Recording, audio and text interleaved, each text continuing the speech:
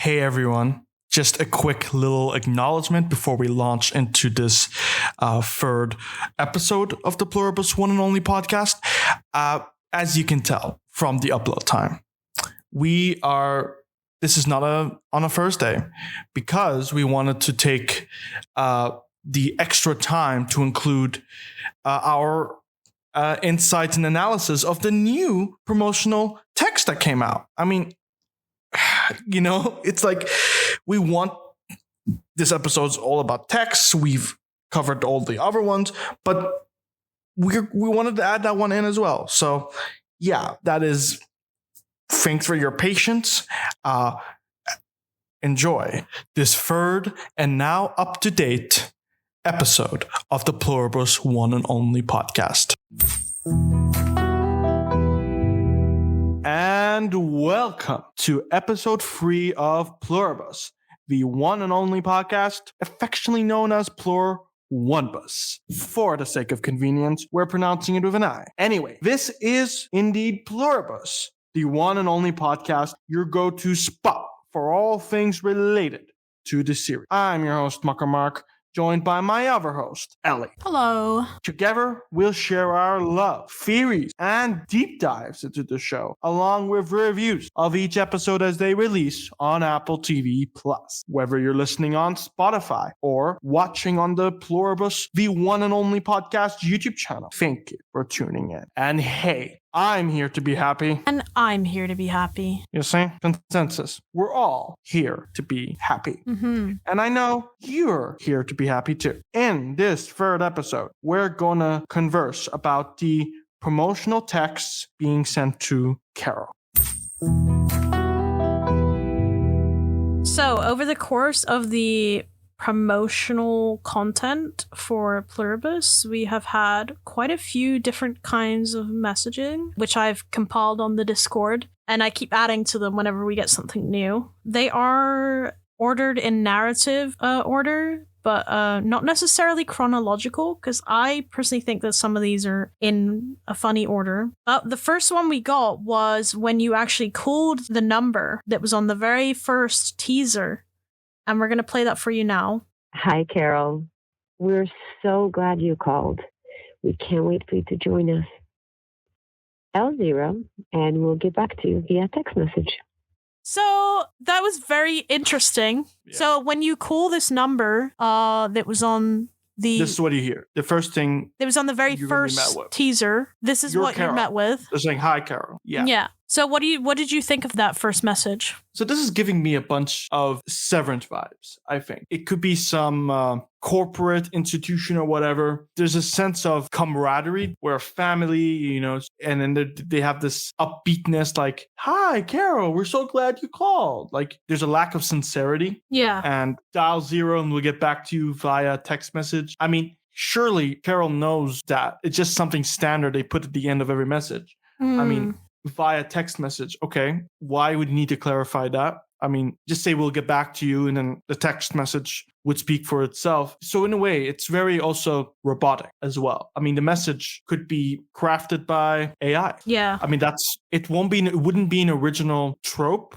Surely it won't be that derivative. I mean, if Vince Gilligan's prior statements are any indication, I mean, I don't know. I don't blame him if he used AI. I mean, you can't get away from AI to amplify this, lack of humanity. I think we'll have to get to the other text messages for me to give a more comprehensive insight, because the other text messages give more context. But just based off that one text message, something's afoot. And yeah, we need other pieces of the puzzle, or at least I need more. Yeah. So how about you? So my first thought was, it's just very creepy. I was just really creeped out by it. It gave me kind of a cult vibe. I think you pretty much covered my main thoughts, though I will say what is interesting about the number itself and the kind of vibes I got off it. It's the area code for the number that you call is for Washington, D.C., which is... Oh, okay.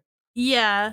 So that's important because, isn't that where you usually get, any kind of governmental phone correspondence, and also like with all the other information that we know, like we can kind of glean that maybe this isn't a cult in the sense that we're thinking of, but maybe some kind of governmental force. Okay, so this is a text that you're not going to hear, so I'm just going to read it out. Please know your life is your own, Carol. You have agency, followed by an exclamation mark, which makes all the difference. Again, delivery. Yeah. Shouting, you have agency. Yeah, what do you make of it? I think for me, it's funny using the phrase you have agency when it definitely feels like there's a level of pressure being put on her. Anything but agency. Yeah, I don't get the vibe that there's agency in this, or that they want her to have agency. It very much feels like the opposite. It's also this like faux kindness. It almost sounds saccharine in the way that it's presented. I don't like it. It makes me uncomfortable. How about you? It makes me uncomfortable too. Also, I think the most fascist regimes, the most effective kind of prisons are the prisons where you can convince the prisoners that it's not a prison. They're liberated or they're going to be liberated. And that's kind of expands what we know about the so-called happiness virus, plague, whatever. And this is echoing most of what you've said already, but I couldn't agree more. Reassurances like, please know your life is your own, usually aren't stated unless there's a reason to doubt. So by stating it, the text, it contradicts itself. Yeah. It makes us question even more what is being said, because like, what are we going to say? Oh, your life isn't your own? No, I mean, and it's to make us question whether Carol does have this agency. She's the only or one of the only miserable people possibly in the planet Earth. She has agency in the sense that she can stand out and she's not swayed. I don't know, but it's likely that she has to be convinced that she has agency within whatever organization that they want her to be in. Yeah, because what are they trying to get her to do? Like, they clearly they're aware she has agency. They just don't want her to have agency in the way they want, in the way that she already has agency. Also, they could maybe even be latching on to Carol's own insecurities. Maybe she feels like she's trapped, and they're like, let's take advantage of that and say, no, you're not, as long as you're with us. Anyway, either way, I think we already we're on the same page in the sense that something sinister is at play. Yeah. Nothing is what we've heard and what we've read, what we're reading isn't what it seems. Yeah. Let's move on to the next text. So the next text says, you must have so many questions for us. Understand, we only want to make you happy. We'll be in touch soon. Okay. The first things that come to mind when I read this second text. These texts, by the way, they were received after that initial phone message. So they were received basically whenever you rang them. All the other texts, they do have the dates, but these ones, they were just whenever you decided to initiate with the ARG. Yeah, they're static. Yeah. Yeah. So there's nothing, we're not hearing, we're not seeing anything, but just words on a screen. So these said words give me more of a, for the second text, you must have so many questions for us, It sounds presumptive. And what it tries to do is it tries to, again, this is a power move, because what it's doing is it's assuming Carol's mental state. Like, oh, you're probably thinking about us. We're in your waking thoughts, To me, it gives off the vibe of she's trying to distance herself from this cult or whatever organization. But they're like, no, that's not what you're doing. You're thinking about us.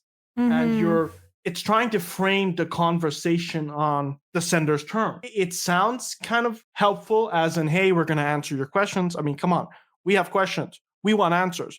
So we're taking advantage of that. They're obviously not going to give truthful answers. I suppose they're trying to signal, hey, we define what counts as a question and we'll answer when we choose.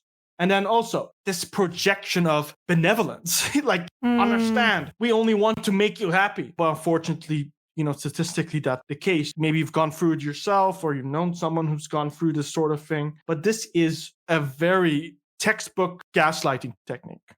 Yeah. I mean, inflicted by an abuser to the victim they want to. They're trying to master coercion through this kind of rhetoric. So just like, hey, we only want to make you happy would indicate that any resistance to that, idea is, what are you thinking? You're crazy.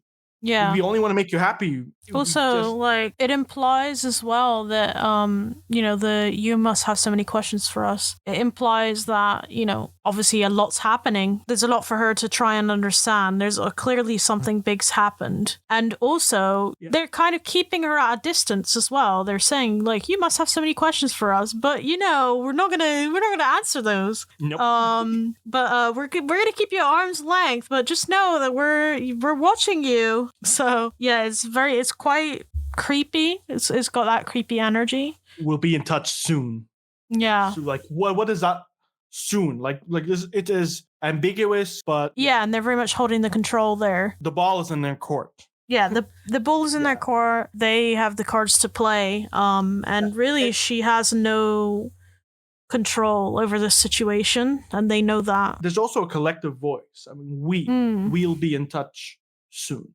I mean, obviously, that probably adds more to the theory that it's a cult organization. So all in all, for this text, the language being used is to just crush down any resistance. Yeah. And just trying to, sweet talk, whoever's the recipient. Yeah. The recipient being Carol. So I think that's, unless you have anything more to add, should we move on to the next text? Yep. All right. So this next text was actually featured in the teaser. It was diegetically placed in the second teaser. Yeah, the second teaser 2. So this one is from the second teaser, which we've covered at length earlier. So it reads, hello, Carol, call us. No pressure. All right. I have thoughts, but what are your thoughts? I'm wondering if this was something that was said from the television, from the press office, whether this was like, them talking. Yeah, whether this was them directly talking to her, because after that, she went straight to the phone and picked up the phone. So I'm wondering if like that really is like a diegetic, like that's what was said on the television just before she muted it and then threw the remote down. It's giving no pressure, but definitely pressure. False reassurance. Yeah. Yeah. We're saying no pressure, but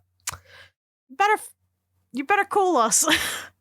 Better call Saul. No, but seriously, compared to the other texts, it's a bit more like direct. There's nothing substantial. It's like you're just saying, hello, Carol. There's no warmth compared to the last text. And I think the only reason why we have a reason to dissect it is because we are not familiar with just even the name Carol. There's no familiarity. We don't know who she is and how she relates to the sender. And I think you're spot on with the, hey, call us, but no pressure. Yeah. And I wouldn't have seen the contradiction if it wasn't this, like, they're very intentional with their grammar, right? And they're connected. So yeah, call us, full stop. That full stop, it's like, it's not open for debate.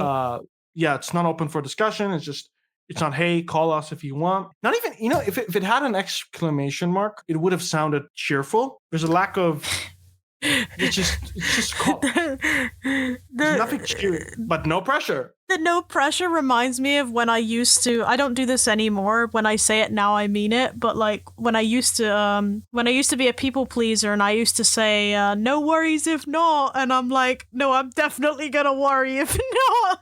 That's what that reminds me of. It's part of the human condition.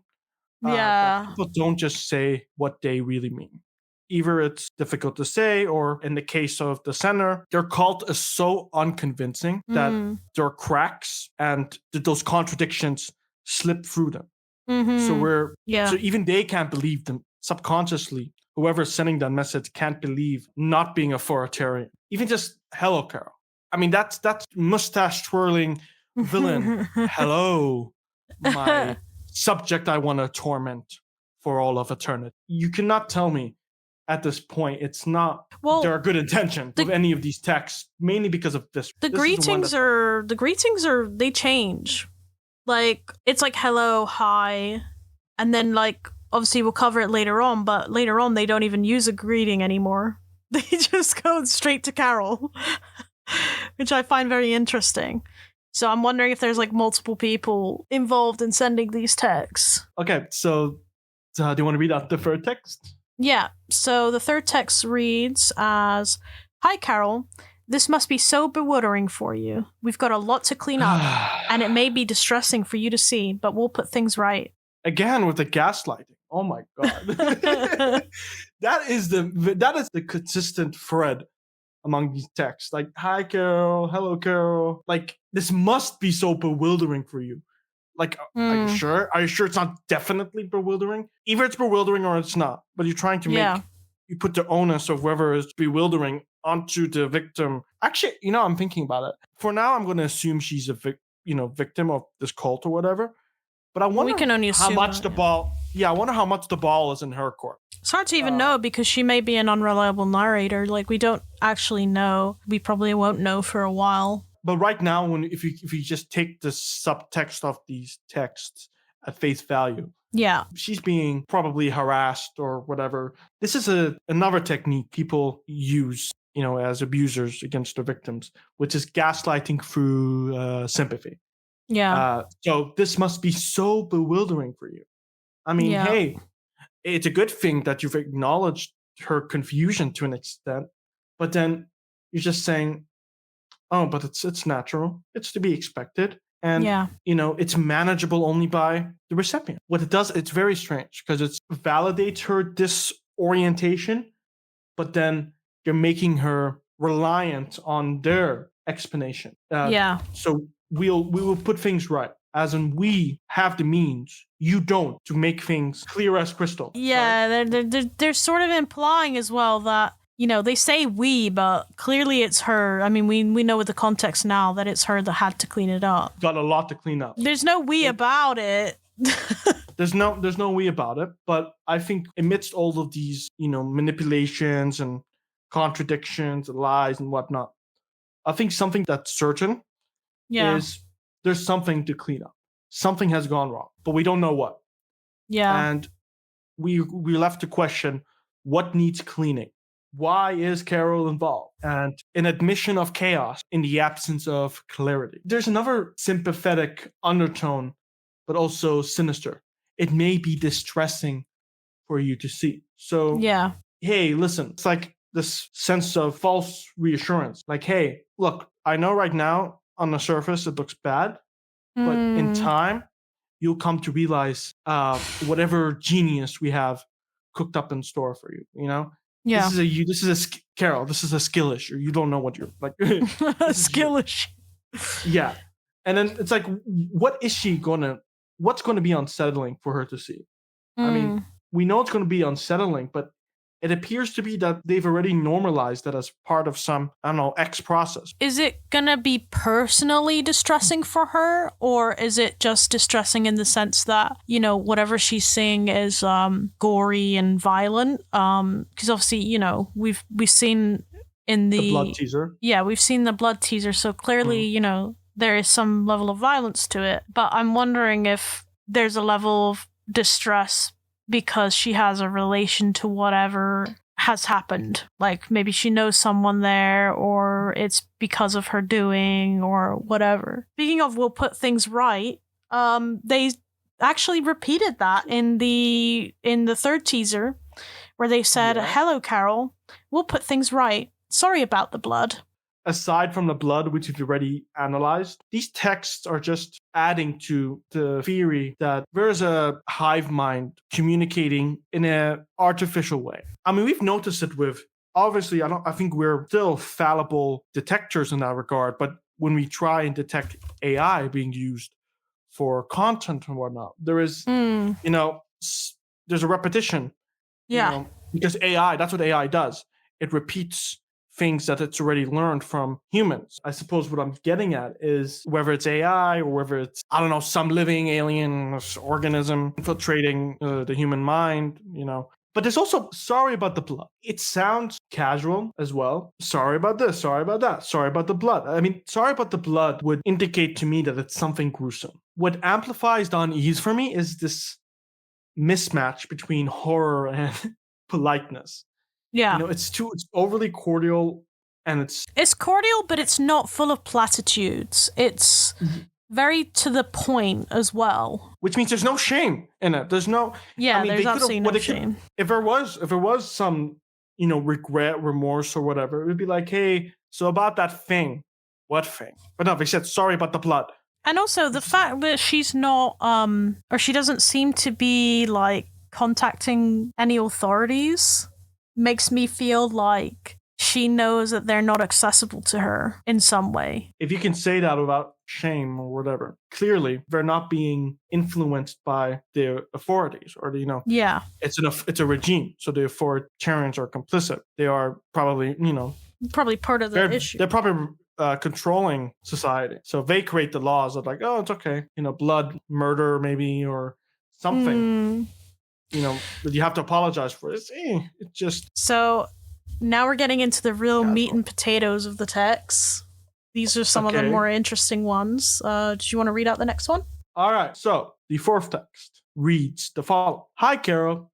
We couldn't help but notice you haven't been hydrating today.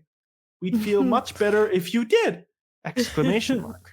Okay, things are getting juicier. This one is real creepy. When we got this one, we were like, what the heck? We couldn't help but notice. So, it's quite scary because in some way, they know what she's been doing. Whether they're watching her, like actively watching her, whether they have cameras on her or something like that, or something even more nefarious, like having access to her phone and her nutrient trackers, like if she uses one, or even something even more nefarious, has like some kind of device inserted into her, some kind of sci-fi device that's tracking her nutrients. This one is definitely the most creepy one so far. Oh my god! How? Why do they care about her hydration as well? Like, what's going on there? Yeah, that puts the dystro in dystopian. Oh my gosh. There's surveillance. Like, we couldn't help but notice you haven't been hydrating today. Now, the only counter I could even think about, like, if we were to play devil's advocate, oh no, they're not surveilling her. She showed up to a meeting. They've noticed she was dehydrated. So they were like, okay, we're not going to say it in the meeting, but we'll text you when you leave. But that wouldn't be interesting.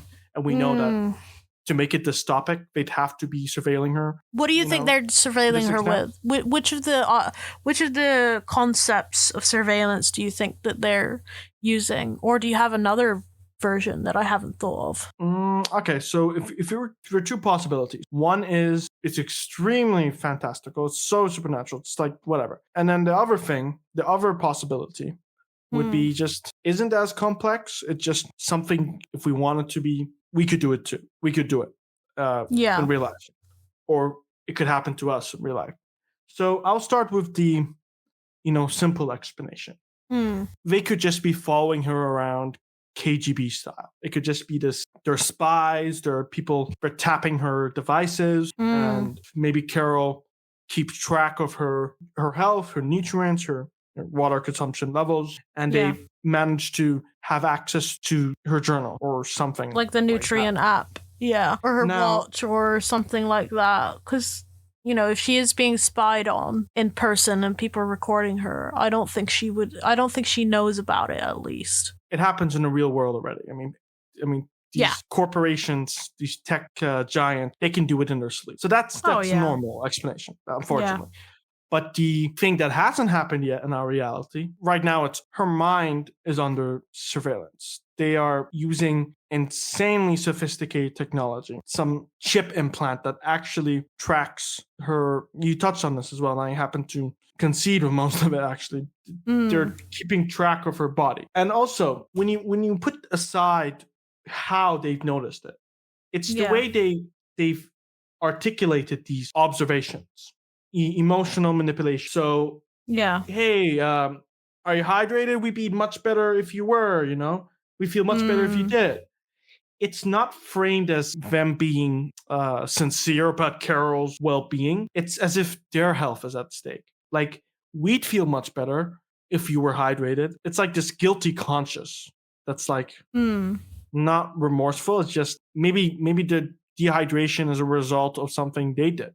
Maybe they're depriving her of water. I mean, I don't think we have that much control, but I'm just saying, I can come up with practically a gazillion possibilities of what that could mean. But truthfully, I can't settle on one theory. Aside from surveillance, maybe. I think I'm more comfortable with that observation. Okay. As opposed to most of the other ones. So on to the next one. Yeah. This is the 5th text we got.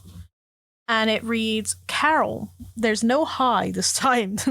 Carol, we were just remembering your wonderful work and how much it means to us. We can't say it enough. Thank you. And then there's a bunch of emojis, 9, 10 emojis. There's a happy face, an anchor, 2 swords, a purple heart, a blowing wind emoji, a feather, a fire, a squid, a wave, and a candle.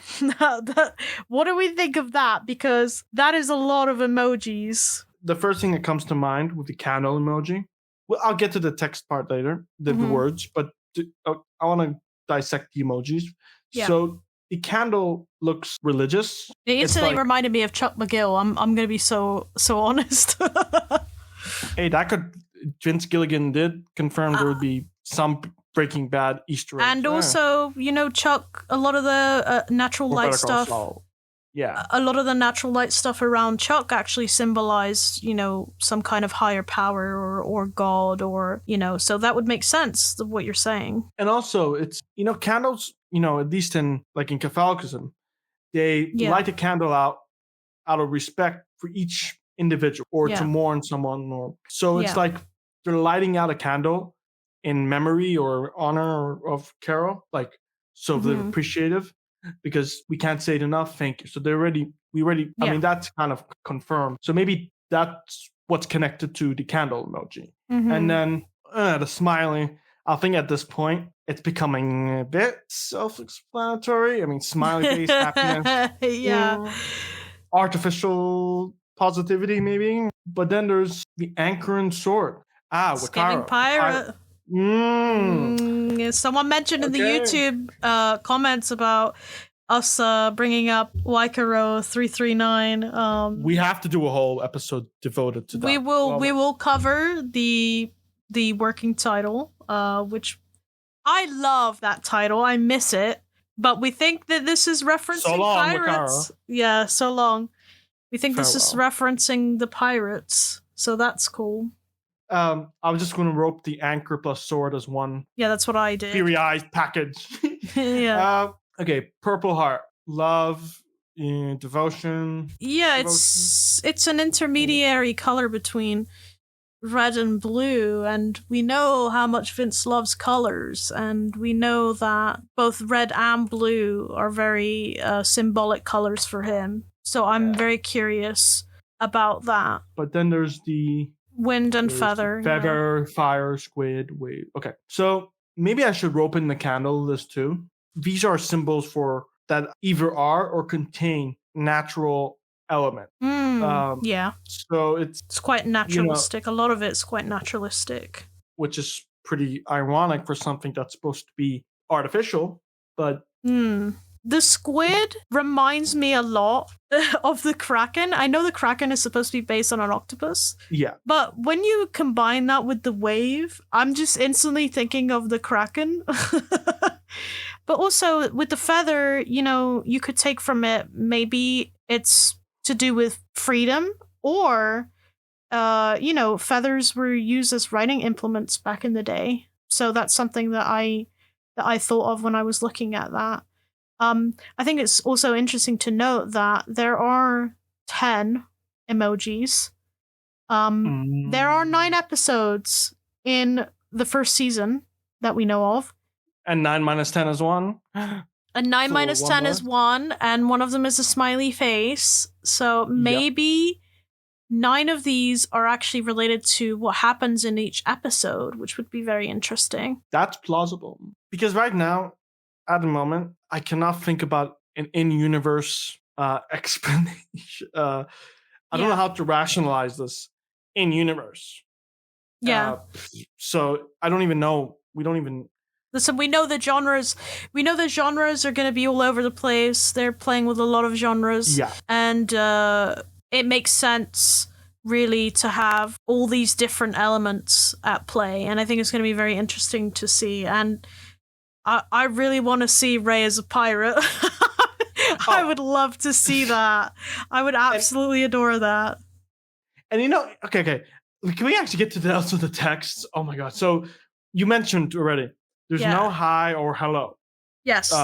They just ditched that entirely. Carol. Just Carol. Yeah. Carol. It gets even more intentional with every text.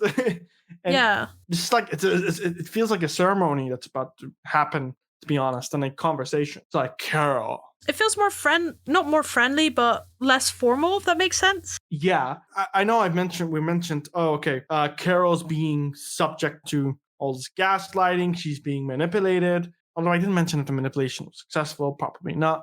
But what if it's really the other way around? What if they're the ones seeing her as this goddess? They're worshiping her. Like it is. Like, imagine if this is and these emojis are a ritual. You're trying to summon her, maybe. Like maybe it's like saying Bloody Mary 3 times, and maybe she will come, or something like that. Yeah, I think it also indicates that some time has passed as well, because they're saying, they're reminiscing. They're saying, we're just remembering your wonderful work.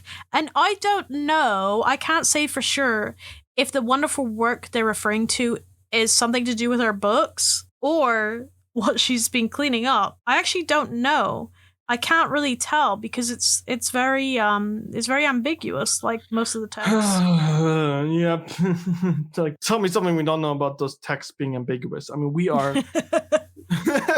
But speaking of text, let's move to the next one. So the next text, sixth text reads, Carol, would you like a cup of coffee? Again, no hike or hello, Carol. Continuing on. Mm-hmm. 1 sugar with oat milk, right?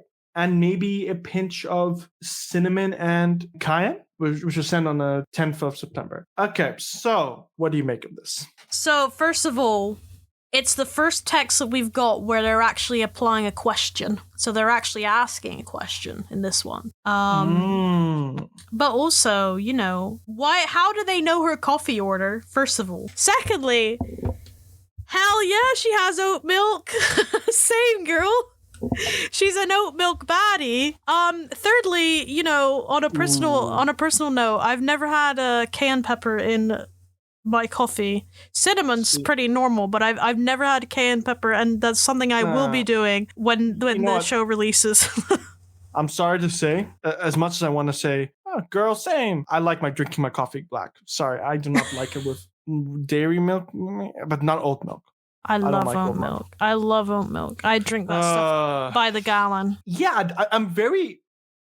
the audacity they have to ask a question and then answer it in the next question. So mind-boggling. Like, would you like a cup of coffee? 1 sugar with oat milk, right? No. You know this already. Why are you asking this? So she can say it again? Because you can have to because this is another thing. People like that sender, they get the satisfaction of knowing, however they've acquired that intel through nefarious means, and hearing the person repeat it to them out loud. Like, hey, they're getting that kick from however they're expecting Carol to respond. Yeah. And you know what? The more I think about it, I think this is really from all these texts, these last 5 texts and this one, she's clearly not responding. But they're bombarding her with these texts. This is like a classic juvenile way of like, hey, respond. They're very much playing with they're very much playing with her emotions, but also I think what I picked up on this was I think they know that she's tired. I think that's why they're saying it. I think she's tired for some reason. They're still on that like tracking her stuff thing. Like, I don't know if she has a sleep app, or they just can see that she's tired in some way. They're tracking her habits somehow. And they're implying, oh, you're tired. You haven't slept. Maybe you need a coffee, girl. Like, you need a caffeine boost. Yeah, you need a dose of caffeine to keep you alert. And again, she's miserable. I don't know. I don't think any amount of coffee would deter her from her misery. I'm just saying, if she's that miserable to the extent that the happiness virus doesn't sway her, she must be very miserable. And also, it's more of a demand, but there's this veneer of polite rhetoric. So the phrasing invites choice. The fact that they're like, okay, would you like a cup of coffee, 1 sugar with oat milk, right? Yeah. That makes, if Carol were to refuse, it'd make it awkward. It'd make it very awkward. Or maybe it's a situation they just want to get her comfortable. Maybe there are deeper incursions that are about to take place. But first, just get her, stimulated. I think they're applying some kind of nefarious pressure onto her. Because imagine if you'd received that text and they got your exact order correct. Yeah, who is this benevolent? And they knew that you were tired. And you're like, huh? Are you tracking me? And I think that there's that level of pressure that, you see from certain cults. I'm not going to name any, but, You can say Chick-fil-A, it's fine. No. They sometimes apply a certain level of pressure so that you placate them and you do exactly what they want. And this is it's very subtle, but, her reading that, I think that would freak her out, just as it would anybody. And that's kind of the vibe I'm getting from it, really. The vibe I've been getting from it, now the more I think about it, how I mentioned how these texts are getting juvenile? While yes, she could be creeped out about it, I think if you want to sell the desperation of that cult, maybe Carol herself is being unswayed. So with each text, they're trying different approaches. They're wording it with, more exclamation marks or question marks or just full stops after each, sentence. They're throwing pasta on the wall to see what sticks. And maybe this is because she cannot be swayed. They're attempting to support her. She definitely... And maybe she's not scared at all. Maybe she's just like, you tried this before. From how she looks, I mean, she's obviously done some things that they've asked her to do, but she doesn't look all too pliable. And I think that they hate that. And they're really trying their best to They want what they can have. Yeah, pretty much. Impulse. I mean, Carol's an impulse buy for them. They're trying to buy her off with sweet talk. So obviously we covered that text, and because it's a question, some people were actually responding to it. So if you replied yes to that text, you would get this voice note in response. We would move heaven and earth to make you happy, Carol. Creepy. We would move heaven and earth, Carol. Oh my God. Because we're hearing it directly, this is so organically desperate, for lack of a better phrasing. I think it's been even, actually. Some of the texts, some of the voicemails have been, some are artificial, then other ones were more telling and sincere. But we still don't know what the hell is going on. So we would move heaven and earth to make you happy. I actually think it doesn't really give me anything that new because we already know that Carol is not happy. Yeah. And she's trying to save the world from this happy virus. Clearly, the sender, this man we're hearing, is trying to make her enlist in the tribe or whatever. Be part of our hive mind. It doesn't mean I don't think there isn't any mystery still. I mean, we don't know who's sending that message, but I think all it does is solidifies the log line. Carol's the only one happy while everyone else is miserable. And naturally, people who are having this problem with the virus think the only person who's not happy is the one of the problem. They're being desperate, moving heaven and earth. I mean, it's a figure of speech we've heard, I would move heaven and earth to do this. They would go through extraordinary lengths to accomplish their goal. And their goal is to make Carol happy. But we know Carol probably isn't going to be fazed by that particular... I think I'm more interested... I'm less interested in the words as opposed to the presentation of this. I remember when I first heard it, I was very creeped out, but it also sounds like something out of erotic fiction. I mean, the way he said Carol was very, I don't know if I'm just dirty-minded, but listen, it's very, there's a sexual nature to that. I feel like there's a weird vibe to that, and I don't like it. Yeah, I'm sure people haven't heard of that show, and you were like, I don't know. You'll say you were in a public forum and you're just playing that text, and someone overheard it. Like, I'm just saying, people are like, I was literally telling people on Twitter, do not listen to this out loud when you're in class. Don't do that. Don't. Do not. It's diabolical. But here's the thing. It sounds, erotic, but then I'm this glad is you like, agree. yeah, I agree. Okay. You said the dirty part out loud, so now I can say it. I'm saying it for all of us. I'm saying what Great. we're all thinking. That's Ellie, everyone. She's Hi. that's her I custom. say She's custom. what I think. As is her custom. She says I just blurt it out. There's no filter.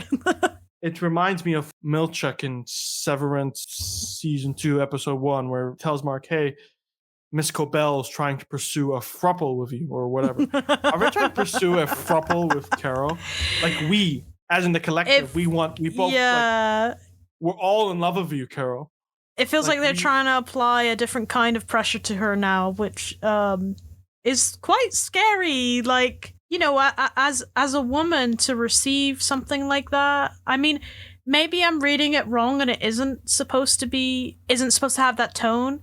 But unfortunately, if I received that from a man, I would be pretty creeped out. And, it feels like a very oppressive force, It's just incredibly creepy. It's not really subtle at all. They're kind of losing their subtlety now. Also, if you reply no to the text, you actually get an image of the radiation symbol, which is very interesting. What do you think about that? When I think about radiation symbols, I'm thinking about virus. I mean, happiness, plagues us virus. And it's very interesting because, if you reply no to the text, is that are we being threatened with? That's what I was thinking. I was instantly thinking threat. Yeah. But I mean, if you go back to the sorry about the blood, I have a feeling it's also connected to that hospital laboratory, And if you think about it, I believe the symbol originated from the University of California. Mm-hmm. In 1946, and it referred to the Berkeley Radiation Laboratory. And we've already talked about there's a university setting, and what it kind of solidifies for me is that it is a warning, and warnings and threats can go hand in hand. Like, hey, I'm warning you. If you respond no, this is what you should expect. Yeah. Or we're making something that, we verse the happiness virus, yes, but then there's something you don't know about. It's not going to feel good for you. But if you say yes, I mean, to me, they both feel like threats. Like, both retorts feel very much like threats. Yeah. But one of them is way more elaborate. The other is just very, this is it, radiation. Okay, so we just got a new text very recently. It's the 7th text that we got, which we got on the 2nd of October, so yesterday. And it reads, please let us know if you have any more trash you need picked up, Carol. Oh my God. Leave her alone. Oh my goodness. This is, at this point, we're going over the other texts, and this is this to me is I wish I had something this is a similar variation to what I've said before, how they're gaslighting her and stuff. Yeah. They are trying to mix kindness, presumably offering to pick up the trash, with also hey, we know where you live. We have this kind of they're making her feel obligated to comply with whatever demands or obsession they have of her because they've done something quote unquote nice. And that is really, really I can make no positive spin around this. This is really leave her alone. Yeah. I don't have a lot to personally say. I'm just I guess that means that it was trash. Like, I mean, I don't know if I want to, trust exactly what it's saying. Yeah, because I think you mentioned in the minicast whether it could have been trash or not, but I think this erases the ambiguity. Like, I don't think it erases it necessarily, because they could still be just using that term to mean something else. So I don't necessarily trust the narrator here, but I don't know what's going on. I don't like it. It's freaky. All right. Now that we've gotten these promotional texts out of the way, we are now going to read your listener theory. Now, what we usually do is that we read out the theories that you send in the link below our description, where you can, if you have an insight, even if it's something you've thought about recent, we cover it here on our show. This week's theory comes from Bad Penny, and they believe that this theory, if true, could lead to a lot of social commentary on how our world exists today. This theory reads, it's interesting that the name Carol Sturka, Seahorn's character in Pluribus, pays homage to both Carol Burnett and Will Sturka, the main character of the Twilight Zone episode Third from the Sun. I just rewatched the TZ episode. I don't feel like the episode itself is going to relate much to the plot of Pluribus, but I found something interesting. In ending credits of the episode, it reveals that it is based on a short story by author Richard Matheson. I looked up Matheson, and he was a prolific writer of horror and sci-fi, and arguably his most notable novel was I Am Legend. Most of the adaptations of that novel changed up the plot a bit. But in the original novel, Robert Neville discovers that the vampire apocalypse was caused by a bacteria, and that some of the infected are actually not bad people, but rather people who are just different from how people used to be, in a way having less negative emotions than regular humans had, but seemingly they are somewhat happy and are creating a new society. This sounds quite a bit like the plot that has been revealed for Pluribus so far. Okay.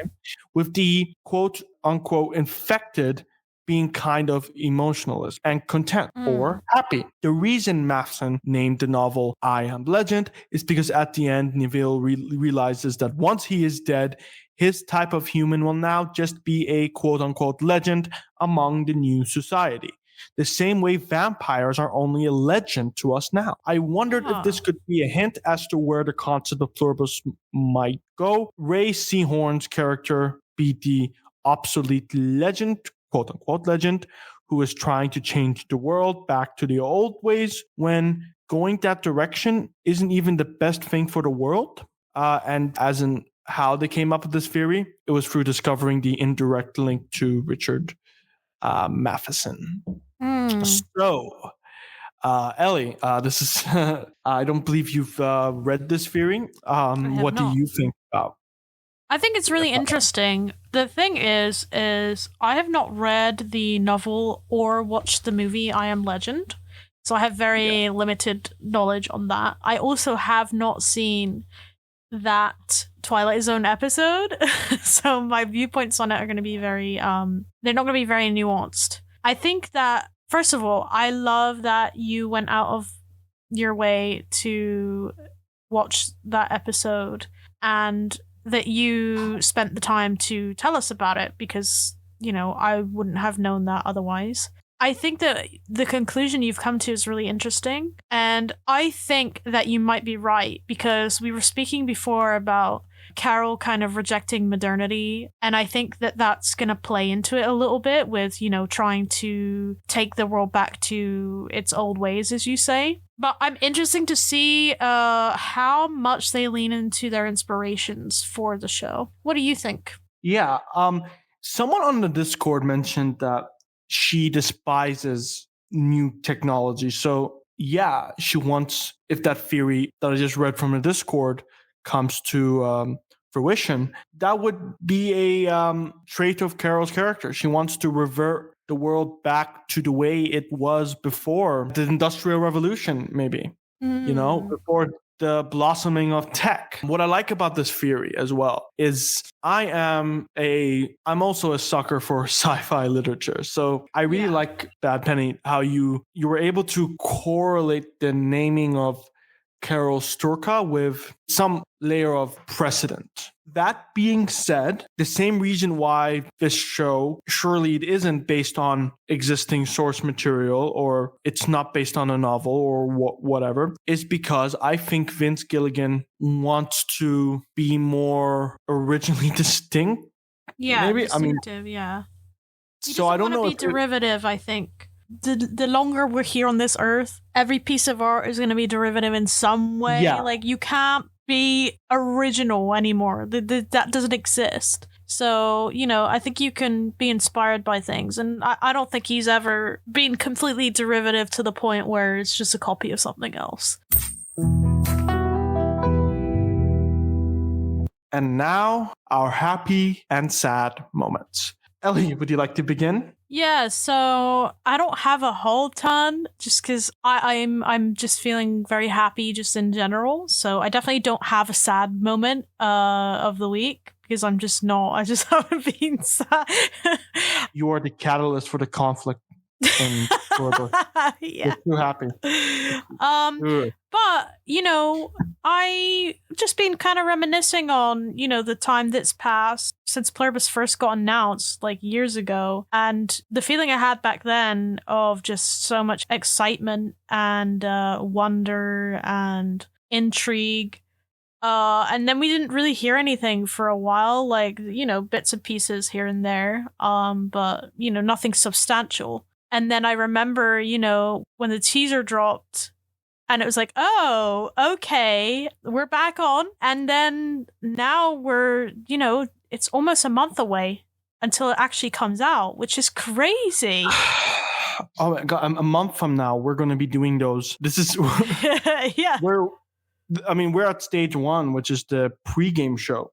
We're just talking about what might happen. But then in just 36 days from now, we are going to be talking about what's happened. Like, we're going to be just reviewing each episode. I mean, it's going to be a busy week for us. I think we're going to have a ball. Like, I won't forget where this hype came from. Well, before this title even existed, Pluribus, Pluribus, Wakaro. That was the working title. But even before that, before the working title, there was just the announcement of the fact that Ray Seahorn is going to do something with Vince Gilligan. Anyway, point is, I share your excitement, but that's not my only happy moment. My other, because I agree. I mean, I'm also happy for Pluribus coming out in a month. But my happy moment, nothing very groundbreaking. A few weeks ago, I've just started watching this FX show called The Americans.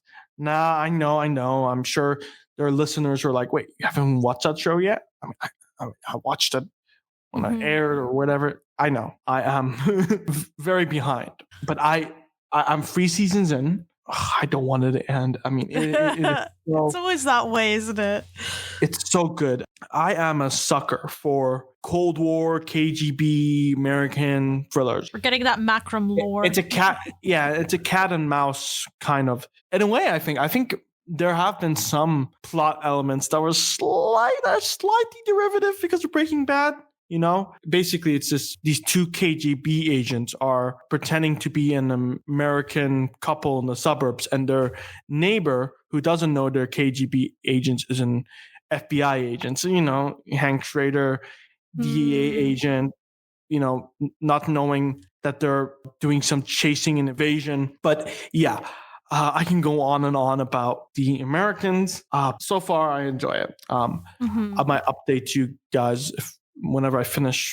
Hell yeah. One of those days I'm gonna have to update everyone. It's just exciting, isn't it? When you pick up a new piece of media, and it's kind of how you felt to The Sopranos as well. Oh my god. Don't get me started. I'm already rewatching it. That's the thing. I have a feeling I'm gonna rewatch. When you just love a show so much that when it ends, you have to immediately start watching it again, or you just go insane. That's basically me. No, I have to talk about my sad moment. I caught a bad bug, feeling pretty nauseous. So I was out for, it only lasted a day, but I was out. I was miserable. Oh, but I got better fast. So hey, that concludes the third episode of the Pluribus one and only podcast. Mm-hmm. So before you head out, be sure to do 3 things. They're very easy things, but it's going to help us a substantial deal. Like, subscribe, and rate this podcast out of 5. Next week, we're going to be exclusively covering fan theories. Yes. All right. So we are going to just take a break from promotional stuff and just talk about what's on your mind. If you have any too to add, please let us know in the comments or a submission link. We can just submit or it. the Discord or Reddit. The Discord. I mean, we're going to be looking everywhere. So I mean, yeah, there's no way where you can where your theory can hide. You can't hide where we from won't us. find it. Yeah. Anyway, thank you for tuning in, and we'll see you next week. Until then.